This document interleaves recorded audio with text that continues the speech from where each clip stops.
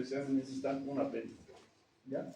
No de todos, obviamente hay gente que da buenos exámenes, pero la media está ahí, ¿ya? Lastimosamente ya tengo gente que no les da ni con 100, así que tal vez es prudente que se dediquen a estudiar materias que puedan aprobar. Les digo, no con el afán de desmotivarlos ni nada, solamente por el tema de que no estén teniendo una falsa esperanza de que tal vez si doy un mejor examen me va a ayudar. Y si no te alcanza consciente, chao. Así que después del descanso les doy sus nombres. ¿Ya? Los antibióticos habíamos quedado de que van a tener varios factores, entre ellos van a estar los desinfectantes, los antisépticos y los antimicrobianos, ¿ya?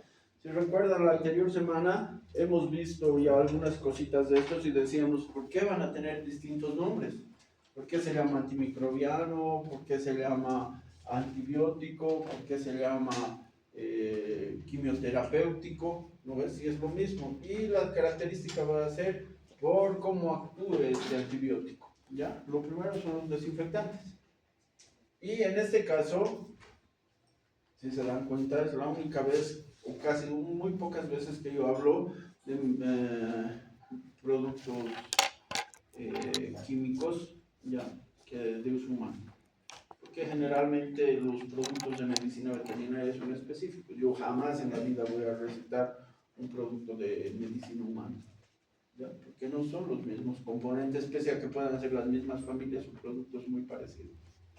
En este caso específico, sí, ¿por qué razón? Porque los desinfectantes van a ser únicos. Por ejemplo, un desinfectante puede ser la clorexidrina, ¿ya? Y si comparamos una clorexidrina al 2% fabricada aquí en Bolivia, comparada a una que traemos del exterior, el cambio, es decir, el factor económico va a ser un 300% de diferencia. Entonces, en esta única razón es cuando podemos decir, ah, sí, puedo utilizar un producto de uso humano, porque no estás utilizándolo sobre el animal. Lo único que vas a hacer es limpiar factores, pueden ser corrales, pueden ser la clínica veterinaria, puede ser desinfección de material quirúrgico. Entonces, en ese caso sí te conviene, por factor económico, obviamente, ¿ya?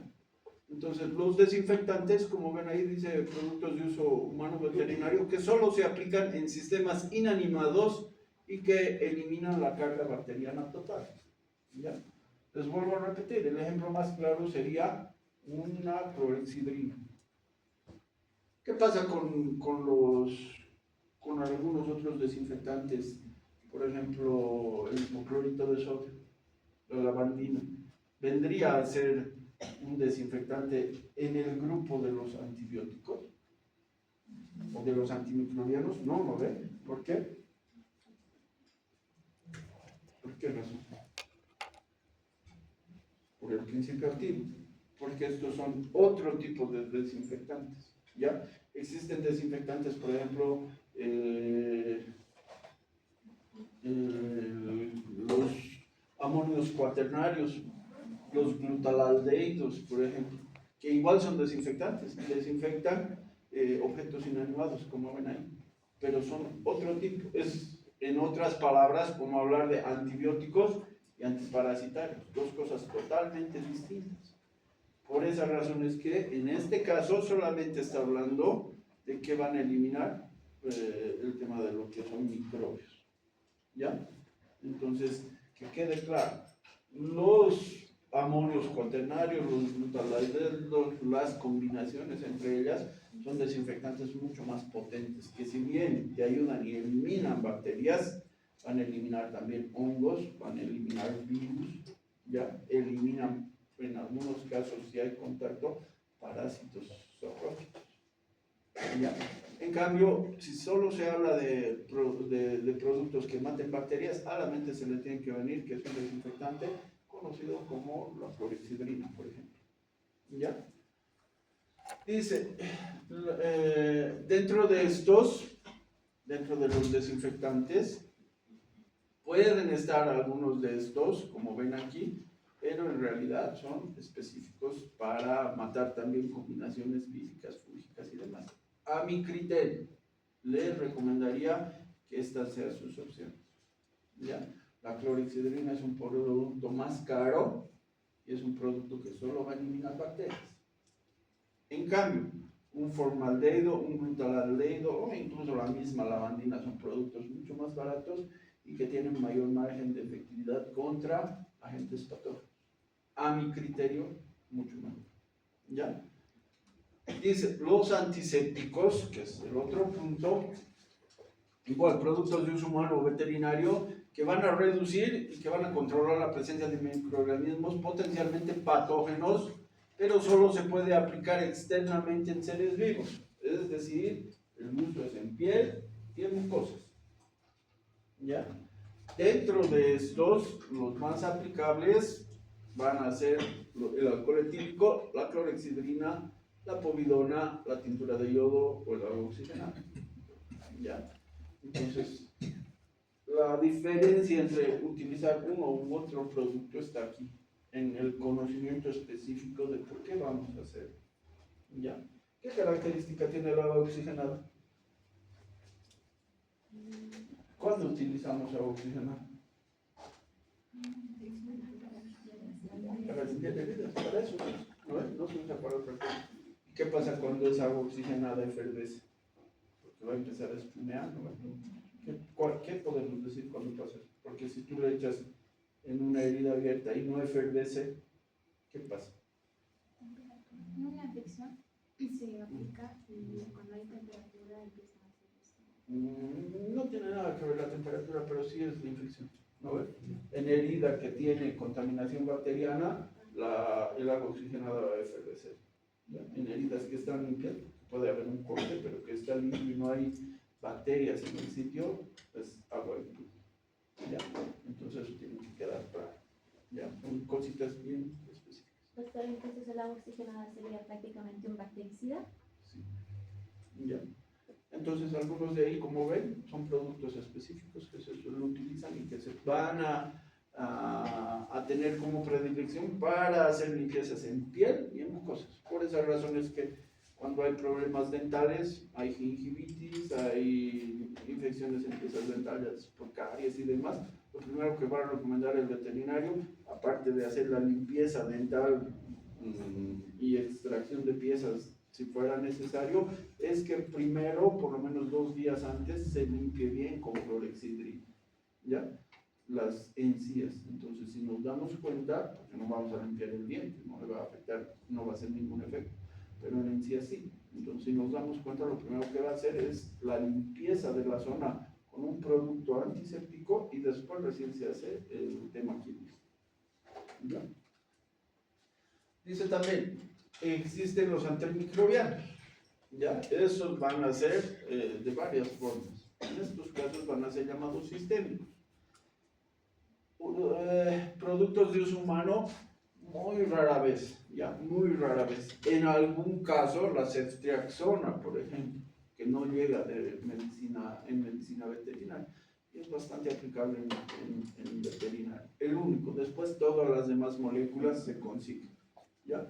Entonces dice que estos productos van a reducir y van a controlar la presencia de microorganismos que han invadido los tejidos, actúan en el organismo pudiendo ser ingeridos, ya sea vía oral, absorbidos por piel, ya en apósitos, en spray, en como sea, y o inyectables. ¿Ya? Por eso dice sistémicos. Entonces la característica y la palabra lo dice todo. Si estamos hablando de un producto sistémico, nos está diciendo que va a ingresar al organismo y se va a distribuir y se va a metabolizar en todo el cuerpo.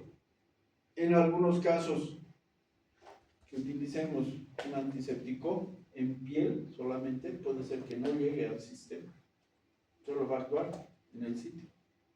Pero cuando utilizamos algún otro medicamento que sí puede ser aplicado en piel, de uso tópica, sí se puede absorber por las glándulas sebáceas y va a distribuirse. Entonces se tiene que entender bien si es solamente de uso externo o si va a llegar a actuar en el organismo del animal. Los sistémicos siempre van a ser los que van a ingresar. Vía oral, por supuesto que sí. Vía intravaginal, por supuesto que sí. Vía rectal, claro que sí. Intramamario, sí. Inyectable, sea muscular, subcutáneo o venoso, por supuesto que son sistémicos. ¿Ya? Dentro de los antimicrobianos sistémicos, dice, existen drogas que pueden reducir y controlar la presencia de gérmenes que han invadido los tejidos de un individuo.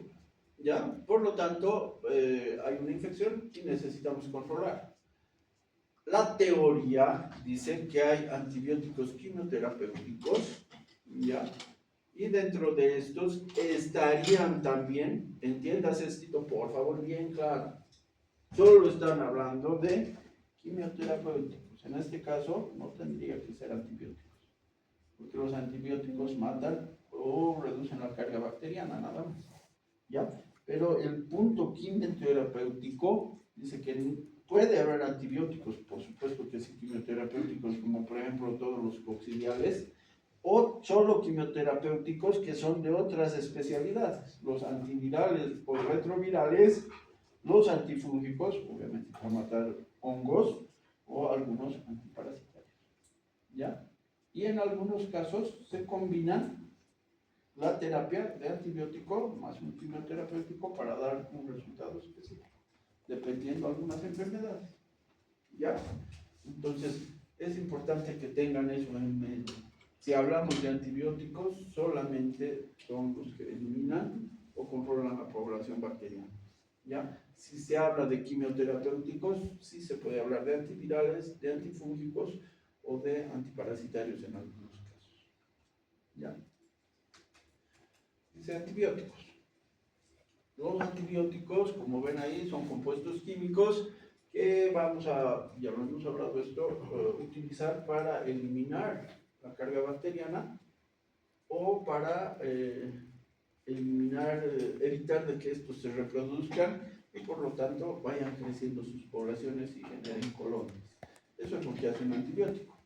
Un quimioterapéutico es una preparación sintética que tiene la misma capacidad que un antibiótico, pero está su uso más específico para algunas situaciones de necesidad urgente. En algunos casos estos quimioterapéuticos pueden estar asociados y pueden ayudar a temas de células de crecimiento maligno, es decir, cáncer. ¿No ve? Pueden estar asociadas a lo que es algunas enfermedades parasitarias que tengan también cargas bacterianas. Por ejemplo, la coccidiosis, como les decía.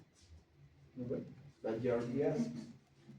En algunos casos puede ayudar incluso al tema de ehrlichiosis. ¿Ya? ¿Qué debemos saber? Dice, existen 4 cosas importantes: el microorganismo, el paciente, el antibiótico y la infección. ¿Cuál será primero? Emerson, ¿cuál? Microorganismo. ¿Será? ¿Cómo nosotros, o sea, para que entiendan esto, es cómo nosotros vamos a abordar el caso? Si dice nuestra compañera, dice, ya, vamos a tener que determinar cuál es el agente etiológico, ¿no ves? Y después,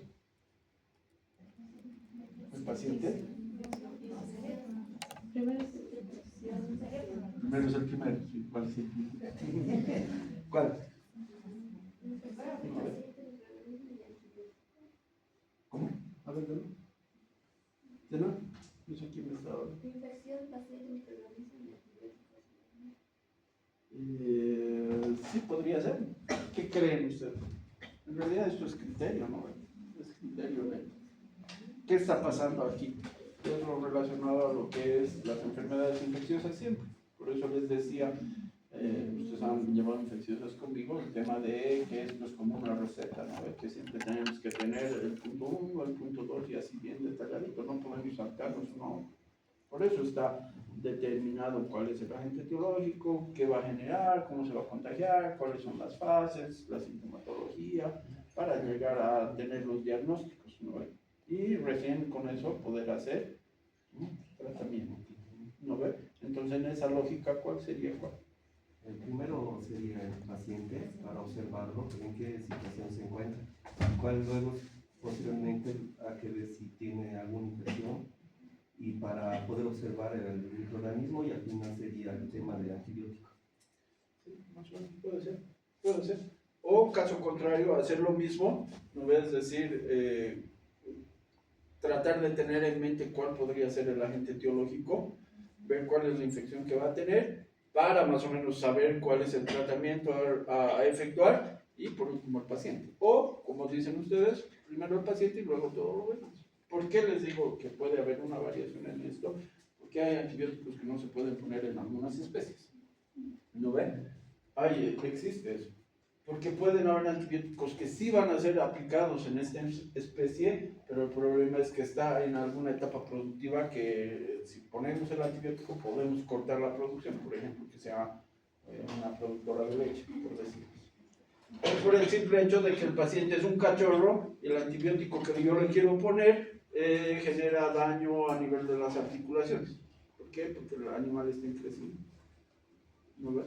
Entonces, esas cosas son importantes para que nosotros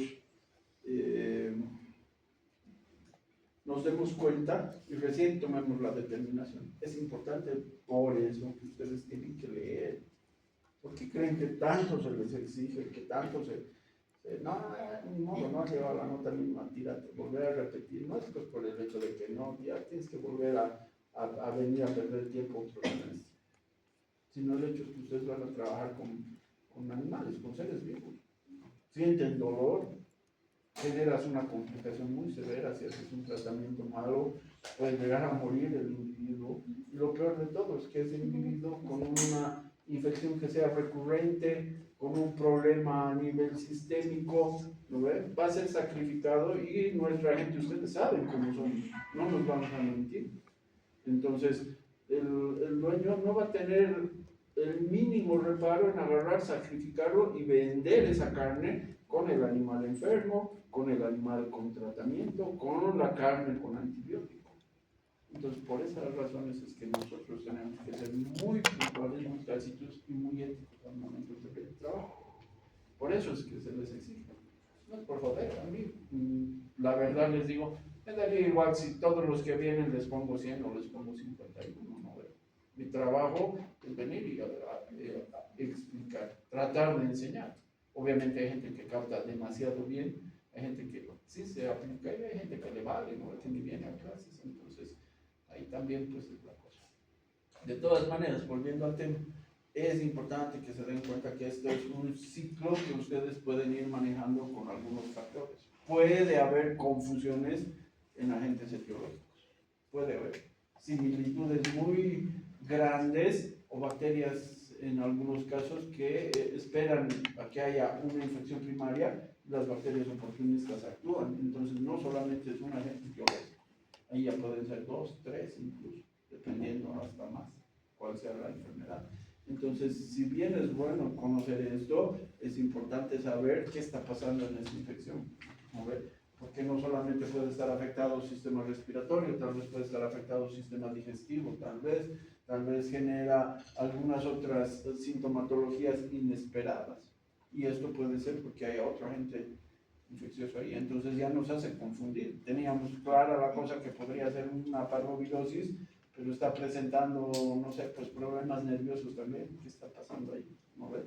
Entonces ya te empiezas a confundir. Bueno, lo único sería que la teoría, como nos dice, este síntoma va a tener el perro negro así, o la vaca, o el caballo, o el chancho. Pero en el campo realmente, pues, pasa de todo. ¿No ves? Entonces es importante que esto la tengan clara, ¿ya? Para realmente hacer un tratamiento. Después de eso vamos a volver a repetir una partecita de lo que ya hemos visto la anterior semana. Nos está hablando del bacteriostático, ¿ya? Esto cuando hablamos de clasificación de los antimicrobianos. Y dentro de los bacteriostáticos nos está hablando de que existen algunos puntos a tomar en cuenta. Uno, dice, la máxima concentración no debe ser tóxica, ¿ya? Dice también que este bacteriostático va a alcanzar suelo y tejidos, impidiendo el desarrollo y la multiplicación de los microorganismos. No los va a destruir, por supuesto. Lo que va a generar es de que no haya reproducción y por lo tanto las colonias no aumenten en su población. Dice, sirven para complementar los mecanismos defensivos del huésped.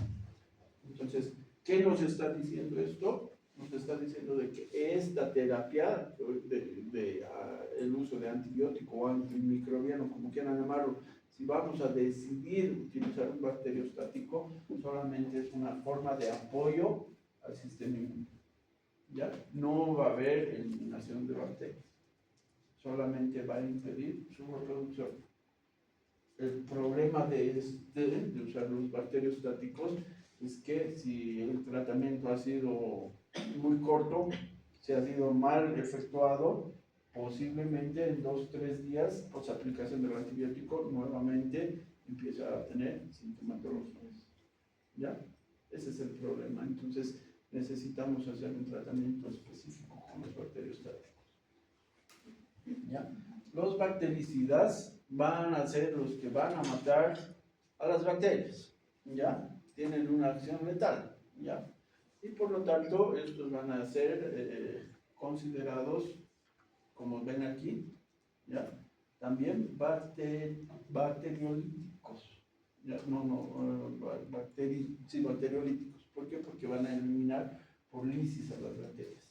En este caso, los bactericidas, los bacteriolíticos, van a ser considerados los que sí efectivamente hacen un tratamiento específico. Y los que matan a las bacterias. ¿Ya?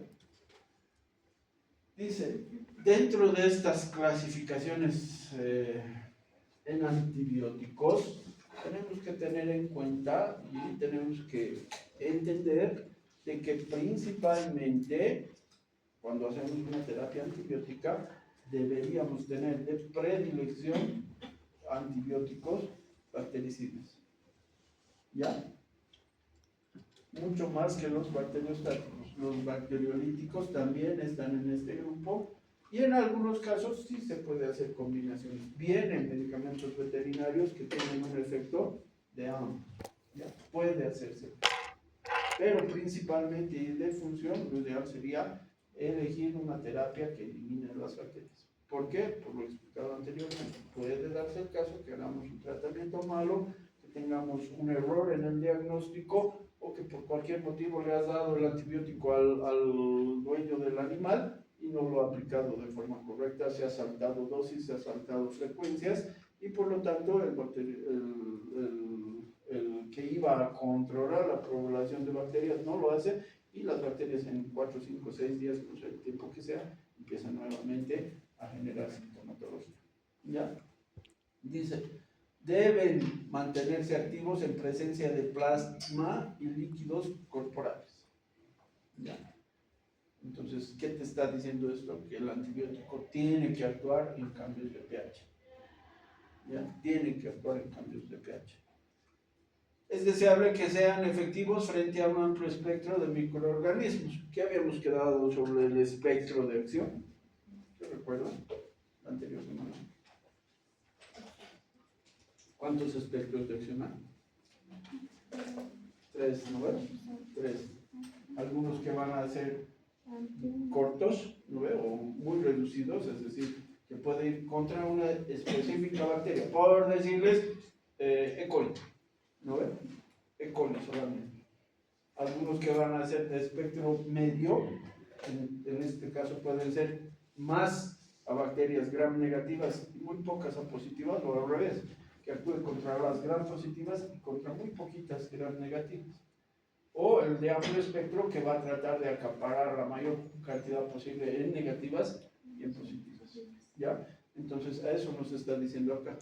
Siempre que nosotros hagamos un tratamiento, tratemos en lo posible de utilizar medicamentos de amplio espectro. En esto quiero que seamos muy claros. ¿Ya? ¿Hacemos laboratorio? No hacemos. ¿Ya? Estamos empezando, sí, hay que ser sinceros, las clínicas veterinarias específicamente, a todo paciente que llegue le piden laboratorios, ¿no ve? Y el dueño a veces se empuja, ¿no ve? ¿Por qué razón? Porque te dice, pero ¿por qué me estás cobrando? No lo está viendo como que realmente necesitamos saber qué pasa ahí. lo ve como que el veterinario está aprovechando la situación, viéndolo al animal enfermo y que quiere ganar más dinero, ¿no ve? Pero en realidad no es algo que tenemos que volverlo común nosotros. ¿Qué pasa cuando nosotros vamos al médico?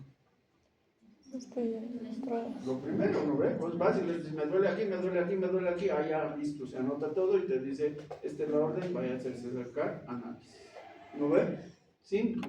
No hay tal, ahí no le puedes decir al médico, y sin esto no me puedes inyectar nomás, no hay tal. Calladitos, vamos a donde nos ha mandado, nos hacemos sacar sangre, no sé pues qué tipo de análisis se en algunos casos piden comprobados citológicos, pueden muestras de orina, pueden pruebas de hisopado, ¿no ve? Dependiendo cuál sea el problema.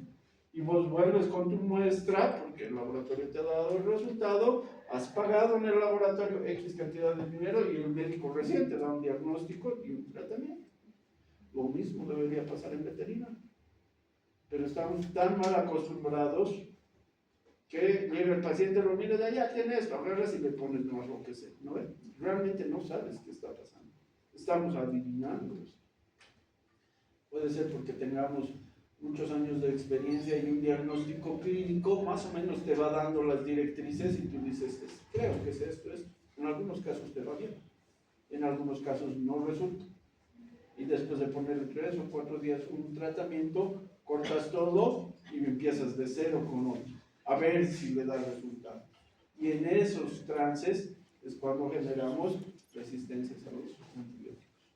Por eso es importante que nos acostumbremos a trabajar con pruebas laboratoriales. La prueba laboratorial te va a decir qué exactamente está pasando.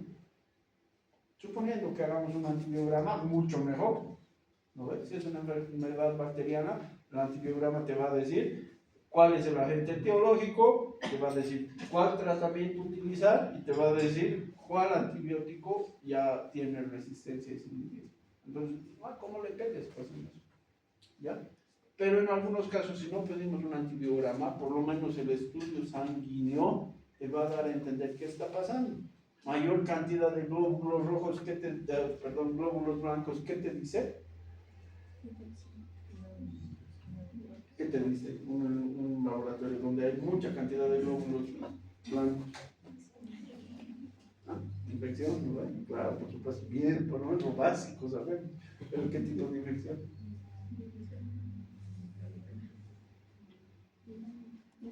¿Cuántos tipos de glóbulos blancos hay, Anita?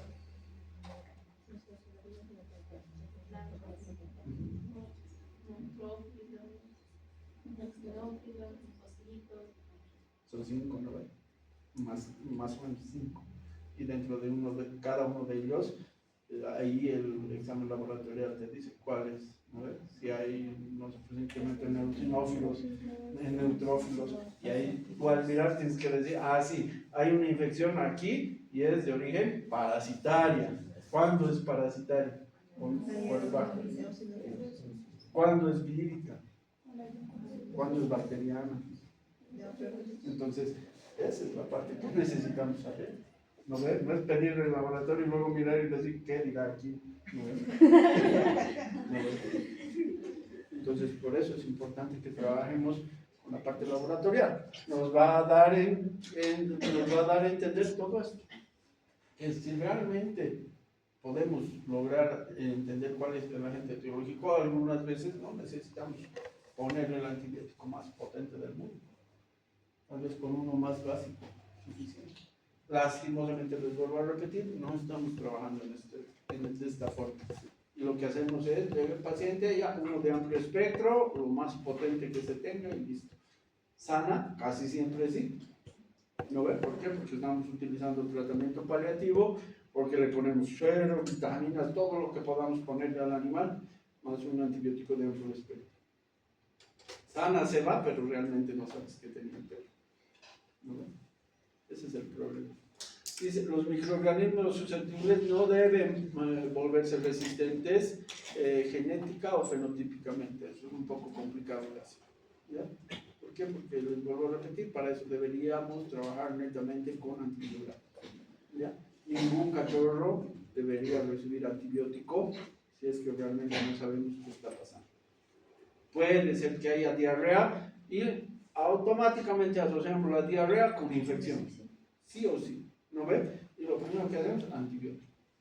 Pero si ustedes entienden, los cachorros, pues todo a la boca, todo. ¿Por qué? Porque les pican los dientes cuando están saliendo las piezas dentarias, que son traviesos, están jugando. Entonces, muerden todo y tragan todo. Entonces, la mayor parte de los casos, cuando un cachorro está con diarrea, no es por una infección, es por un problema gastrointestinal.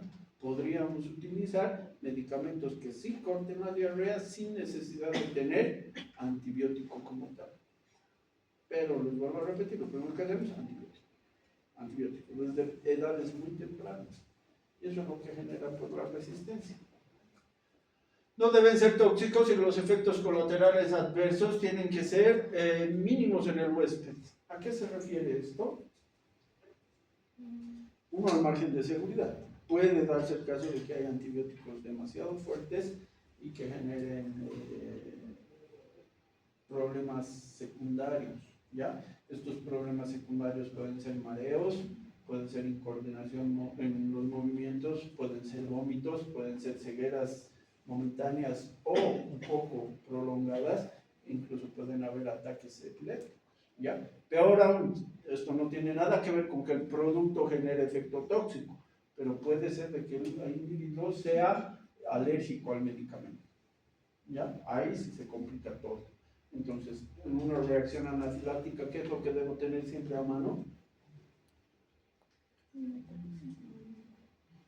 ¿Qué medicamento se usa para una reacción alérgica? Puede ser una dexametasona, puede ser, pero el problema de la dexametasona es que reduce el sistema inmune, ¿no? Es un inmunosupresor. Y si el animal está con una patología infecciosa por una bacteria, por un virus, lo que sea, vamos a disminuir mucho esas defensas. Entonces, lo ideal en estos casos, si es que hay infección, si es que hay enfermedad, es no utilizar corticosteroides. ¿Qué se utiliza? ¿Qué se utiliza? Un antihistamínico. Pues. ¿Qué antihistamínico conocen? La difenhidramina es el que más se utiliza. Esas cositas siempre tienen que tener en mente. ¿Ya? Ese es un producto que deben tenerlo siempre en su botiquín. ¿Ya? ¿Qué antihistamínico mencionó? La difenhidramina. Ese es un antihistamínico. Existen varios, pero en veterinaria es el que más van a conseguir. ¿Ya? Les vuelvo a repetir, estos productos son utilizados cuando hay alguna alergia de algún tipo y necesitamos controlarla, pero también hay una infección. Por eso es que no utilizamos un corticosteroide. Porque si no hay infección y la alergia se da porque al perro le ha picado una abeja y el perro había sido alérgico, sabemos que el animal está sano, entonces lo mejor es utilizar un corticosteroide de inmediato, tal vez una dexametasona, una betametasona si la alergia es muy fuerte, obviamente vena mejor y al tiro se controla. ¿Ya? Entonces, ya entender que los antibióticos en algunos casos sí pueden generar algunos problemas de alergia.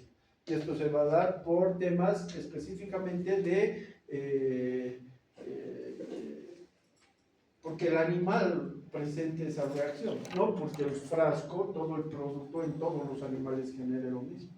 Solamente ha generado en un individuo, ¿ya? En lo posible tiene que ser lo menos agresivo. Por esa razón es que hasta hace unos años se tenía el cloranfenicol como antibiótico de elección porque realmente curaba todo, o se creía que curaba todo, pero llegado el momento se ha visto que generaba mucho problema renal y que generaba mucho problema cancerígeno a la larga. ¿Ya? Entonces ahí va muy claro de que no debe ser tóxico. Después de unos 5 o 6 años de uso se ha determinado que ese producto tiene que ser erradicado del mercado. Actualmente se ha creado una molécula similar, pero no tan tóxica, ¿ya? Que es el clorfenicol. Dice, la concentración activa frente a los microorganismos se debe alcanzar con rapidez y se debe mantener durante un tiempo prolongado. Entonces, ¿qué nos está diciendo esto? Nos está diciendo que nos está diciendo de que el antibiótico tiene que ingresar al momento que ustedes inyecten, tiene que llegar al tope máximo. ¿En cuánto tiempo? Indistinto, 3 horas, 4 horas, si es oral, si es inyectable en 15 minutos. ¿No ven? El tiempo que sea, llega al tope máximo y tiene que mantenerse ahí el mayor tiempo posible. ¿Ya? Entonces, es entender qué está pasando cuando le damos antibiótico cada 8 horas. Le damos aquí, ¿no ve? Primera dosis. Llega a un tope máximo, ¿no ve? En el tiempo que sea. Y de ahí, a las 8 horas, va a empezar a caer. ¿Ya? ¿Qué pasa si no le damos la dosis necesaria a las 8 horas? Va a empezar a caer, ¿no ven? Y después, no sé, nos acordamos a las 10, 9, 10, 11 horas que le teníamos que dar, le volvemos a dar, está subiendo de nuevo, ¿no ven? Nos olvidamos o vamos a salir y antes de darle, le vuelvo a dar otra vez, ¿no ven? Entonces se vuelve ondulante y eso genera de que haya resistencia. Por lo tanto, lo que te dice acá es que lo mejor sería utilizar, a mi entender, en animales un producto larga acción. ¿Por qué razón? Porque se va a mantener en los tejidos, en el plasma, durante 48, 72 horas, dependiendo del producto. Entonces tú inyectas, llega a su pico máximo y 1, 2, 3 días te olvidas, porque va a seguir actuando. Entonces difícilmente vas a generar resistencia en ese individuo, ¿ya? Y obviamente si es necesario, el día que tengas que volver a aplicar, a la hora que tengas que volverlo a hacer, lo haces y ya se mantiene nomás el producto durante el tiempo necesario. Los productos larga acción generalmente se aplican 2 veces máximo, no se aplican más. Y obviamente has combatido totalmente la infección. ¿Ya? Es importante que entiendan ustedes que los productos larga acción solamente van a estar determinados en la composición del producto, ¿ya? No porque sea un producto con mayor concentración del medicamento, tenemos que entender que es larga acción. La concentración no influye en nada. Lo que sí va a influir es que el producto contenga un vehículo más oleoso y esto sí lo hace de concentración más larga. ¿Ya? Y por último dice, los antibióticos deben ser hidro y liposolubles, ¿ya? Entonces, pueden mantenerse en líquido o pueden mantenerse en grasa. Y por último dice, el uso en combinaciones es lo que deberían llevarse. ¿A qué se refieren estas combinaciones? Que puedas combinar una molécula con otra, ¿no ve? No sé, pues por decirles, una gentamicina más una amoxicilina, es una combinación buena, ¿ya? Que se pueda combinar un bactericida con un bacteriostático en algunos casos, sulfa más trimetropina, ideal, ¿ya? O que puedas combinarlo, como les decía en algunos casos, el antibiótico, la penicilina, más una dex en la misma jeringa, ¿no ve? ¿Entienden? Las combinaciones no solamente es que haya 2 antibióticos en uno, sino que haya 2 formas de acción distintas, bacteristático, bactericida, o que haya un antibiótico más cualquier otra molécula. Eso pide que se combinen siempre. El problema de utilizar en algunos casos algunos antibióticos con algunas otras moléculas en la misma jeringa es que al cargar el segundo producto se cristaliza todo, ¿ya? Si tú aplicas, inyectas un medicamento cristalizado en el animal, vas a generar daños terribles, abscesos, dolor constante, de seguro va a generar una reacción alérgica muy fuerte. Entonces, siempre muy criteriosos al momento de combinar medicación. ¿Ya? También nos hablaba lo que ya habíamos visto anteriormente, pues, acerca de lo que es los medicamentos que van a ser los que controlen la población bacteriana o los que las eliminen como tal, ¿no ve? Dice, los bactericidas van a producir la muerte de los microorganismos, los bacteriostáticos solo van a inhibir el crecimiento bacteriano en su población. Nos está diciendo acá que hay en el cuadrito nos está diciendo que la línea amarilla no tiene antibiótico, nos está diciendo que la línea azul son los antibióticos bacteriostáticos y la línea verde son los bactericidas, ¿ya? O bacteriolíticos, como quieran entenderlo. Entonces, ¿qué nos está diciendo? ¿Qué podemos entender en el cuadro? ¿Qué entendemos?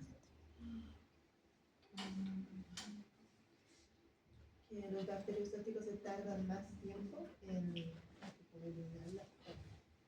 Ya, la puede bacteria en su ser. tiempo.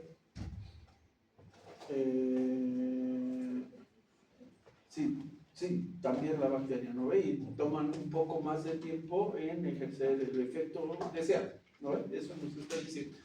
La línea amarilla nos está diciendo que era ¿qué? Las bacterias, ¿no ven? Las bacterias. Empieza el periodo de incubación. ¿Cuánto tiempo es un periodo de incubación bacteriano? De 7 a 14 días, más o menos, ¿no ven? Pueden haber bacterias que puedan entrar y empezar el periodo de incubación 21 días. Y pueden haber bacterias que pueden estar 5 años, ¿no ven? Y recién empiezan a generar un crecimiento muy grande. Por ejemplo, ¿qué? ¿Cuál enfermedad infecciosa es muy grande? Bacteriana. La tuberculosis, ¿no ven? La tuberculosis. La leucosis, ¿no? Entonces, lo que va a generar es de que esta línea amarilla supuestamente es el microorganismo. Y lo que nos dice con los bacteriostáticos, la línea azul, nos dice que actúan más rápido, llegan a un tope máximo de forma más rápida y se van a mantener mucho más tiempo, ¿ya? Mucho más tiempo. Entonces, los bactericidas, la línea verde dice que una vez que tú inyectas va a tardar más tiempo en llegar a su efecto máximo. Y una vez que genere el efecto máximo, también cae rápido. Por lo tanto, ¿qué podemos entender con esto? Que casi siempre, no es una regla, pero casi siempre los bactericidas lo que van a generar es que tengamos que repetir la dosis muy frecuentemente. ¿No ven? Es decir, cada 12 horas, cada 24 horas, dependiendo del medicamento, y más días. Para evitar justamente el efecto ondulante que les decía hace un rato. Para que llegue a un tope máximo, se mantenga ahí, a las 12 horas repitan dosis, a las 12 horas repitan dosis y siempre se mantenga estable, que no caiga en ningún momento. En cambio, el tema de los bacteriolíticos, de los bacteriostáticos, perdón, dice que se van a mantener más tiempo. Por lo tanto, casi siempre la duración o la frecuencia de dosis, la dosis es un poco más baja. ¿Ya? Dice, según su actividad, que esto también lo hemos visto anteriormente, nos estaba hablando de bactericidas y bacteriostáticos. Si se dan cuenta acá, ya nos empieza a hablar de un montón de productos. ¿No ve? Aquí pueden estar, y eso tienen que entender bien ustedes, que pueden estar por individuo o pueden estar por familia. Si hablamos de familias, van a ser menores. ¿No ve? ¿Por qué? Porque no hay pues 100 familias, van a haber 7 u 8. En algunos casos 4 a un lado, 5 al otro. ¿Ya? Si hablamos de familias. Pero si de esas familias empezamos a desglosar productos específicos, ahí ya se pueden hacer 80 a un lado y 70 al otro.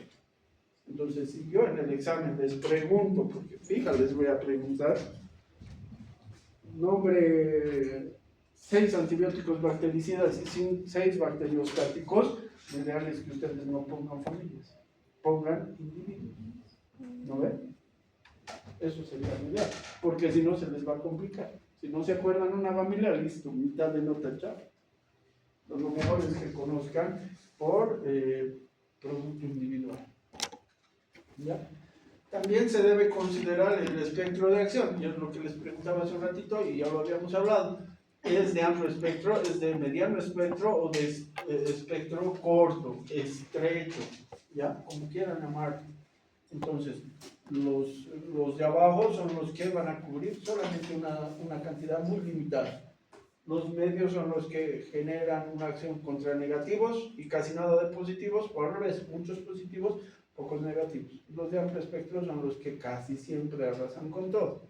Obviamente no hay un antibiótico ideal que mate todo. ¿Ya? Pero casi siempre, si no sabemos qué está pasando, lo ideal es utilizar un antibiótico de amplio espectro. Y dentro de estos antibióticos se van a ir clasificando en familias, como ven ahí, ya las letras no están muy claras, pero están distintas familias, ya, como ustedes podrán observar, ahí es donde ya se empieza a poner jodida la cosa, ya, ahí es donde realmente necesitas mucha memoria, ahí es donde realmente necesitas poder entender bien el tema de los antibióticos. Están divididos en muchas familias y estas familias se van a dividir dependiendo a cómo sea el tipo de antibiótico. En algunos casos están los naturales, como todas las penicilinas, ¿ya? Penicilina G, penicilina B, la sódica, la potásica, la benzatínica, ¿no? Un montón de penicilinas. Están los semisintéticos, como por ejemplo las cefalosporinas, que están divididos en 4 generaciones. Cada una de las generaciones puede presentar 30 individuos distintos, ¿ya? Y están las sintéticas totales, por ejemplo las quinolonas. Dentro de ellas pueden haber la norquinolona, la ofloxacina, la norfloxacina, ¿ya? Entonces hay un montón de cosas. Es importante esta partecita. Lo demás está bien, de relleno, lo básico, sí o sí tienen que saberlo, pero esta es la parte complicada. ¿Ya? Y en relación a esto, a las familias que se tengan, como ven ahí, estos solo son pequeños ejemplos porque realmente puede complicarse mucho, nos está diciendo que hay mecanismos de acción. En los antibióticos pueden haber varios mecanismos de acción, pero principalmente lo que me interesa a mí son los 4 principales. ¿No ve? La anterior semana habíamos visto. Uno era que los que inhiben la síntesis de la pared bacteriana. ¿No ve? ¿Qué eran los demás? La anterior semana hemos visto. El problema es que no están tomando apuntes. Yo veo que solo le sacan foto a las diapositivas y las diapositivas son nada, ¿no? Es algo que yo me baso para exponer, pero realmente pues no es ni el 1% de lo que deberían saber. El tema es que debemos tomar apuntes. ¿Cuál era el otro? Inhibición de síntesis de proteínas, inhibidores del metabolismo y DNA pirata. Muy bien. ¿No ve? Entonces, esos son 4 mecanismos de acción. Cada familia va a tener un mecanismo de acción específico, ¿ya? Para entender, las cefalosporinas tienen un mecanismo de acción, así que si tú sabes el mecanismo de acción de la cefalosporina, automáticamente vas a saber el mecanismo de acción de 30 productos. No necesitas memorizarte cada uno de ellos, solo el mecanismo de acción de la familia. Eso tienen que hacer al estudiar, ese es el tip para estudiar mecanismos de acción, porque si no, imagínense, pues se hace de nunca acabar, ¿ya? Y bueno, está hablando aquí un poco de las penicilinas, de la síntesis de la pared. Este es obviamente el mecanismo de acción, ¿ya? De las penicilinas, ¿qué pasa en cerdos? ¿Cuáles son? Hay un montón, el uso en aves, porque cada especie es distinta. Ya habla de los inhibidores de la síntesis de la pared, por ejemplo las cefalosporinas, igual un montón, ¿ya? ¿Cuáles son las cefalosporinas menos usadas? Habla de los inhibidores de la síntesis de proteína, por ejemplo los aminoglucósidos, ¿ya? Las glicosaminas, los macrólidos. Habla un poco acerca de los que son inhibidores de ácidos nucleicos, por ejemplo las quinolonas, ¿ya? Y bueno, es un montón. Esto se los voy a pasar, ¿ya? Para que lo vayan leyendo. Desde ya les digo, les voy a pasar un compendio de antibióticos, son 30 hojas creo, o 40 hojas, no me acuerdo. Eso va a entrar en el... Desde ya les digo, era que habíamos dado a anestésicos más antibióticos. Era que habíamos dado, porque se les va a complicar fuerte el examen final. Esto se los voy a pasar para que lo tengan. Es solo un resumen, no se guíen en mis diapositivas, ¿ya? Lo importante es que sepan el concepto básico. Volviendo del descanso, vamos a ver 2 cositas. Uno, los grupos para las exposiciones. Les voy a dar desde ya nomás antibióticos y antiparasitarios, ¿ya? Para que ya vayan organizándose y ya tengan las diapositivas. Y después vamos a ver un rato sus notas también, ¿ya? Y les paso esto del compendio de antibióticos, ¿ya?